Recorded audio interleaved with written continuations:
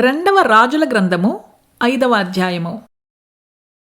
అంతటా దైవజనుడైన ఎలీషాకు సేవకుడగు గెహజీ సిరియనుడైన ఈ నయమాను తీసుకుని వచ్చిన వాటిని అంగీకరించుటకు నా యజమానునికి మనస్సు లేకపోయెను కాని యెహోవా జీవము తోడు నేను పరుగెత్తుకుని పోయి అతని కలిసికొని అతని యొద్ద ఏదైననూ తీసుకుందుననుకొని నయమానును కలుసుకొనుటకై పోవుచుండగా నయమాను తన వెనుక నుండి పరుగున వచ్చుచున్న వానిని చూచి తన రథము మీద నుండి దిగి వానిని ఎదుర్కొని క్షేమమా అని అడిగెను.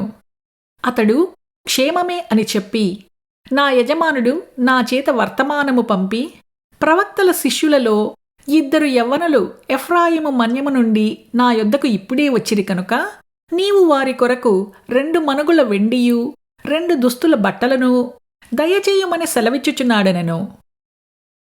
అందుకు నయమాను, నీకు అనుకూలమైతే రెట్టింపు వెండి తీసుకొనిమని బతిమాలి 2 సంచులలో 4 మనుగుల వెండి కట్టి 2 దుస్తుల బట్టలనిచ్చి తన పనివారిలో 2 మీద వాటిని వేయగా వారు గెహజీ ముందర వాటిని మోసుకుని పోయిరి.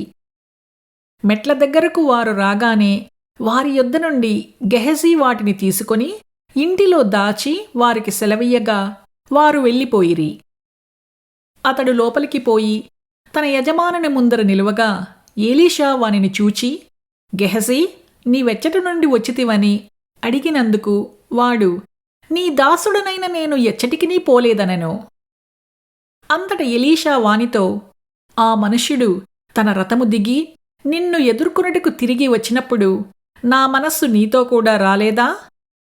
ద్రవ్యమును, వస్త్రములను, ఒలీవ చెట్ల తోటలను, ద్రాక్ష తోటలను, గొర్రెలను, ఎడ్లను, దాసదాసీలను సంపాదించుకున్నటకు ఇది సమయమా? కాబట్టి నయమానునకు కలిగిన కుష్టు నీకును నీ సంతతికిని సర్వకాలము అంటియుండును అని చెప్పగా వాడు మంచువలే తెల్లనైన కుష్టము కలిగి ఎలీషా ఎదుట నుండి బయటికి వెళ్ళెను.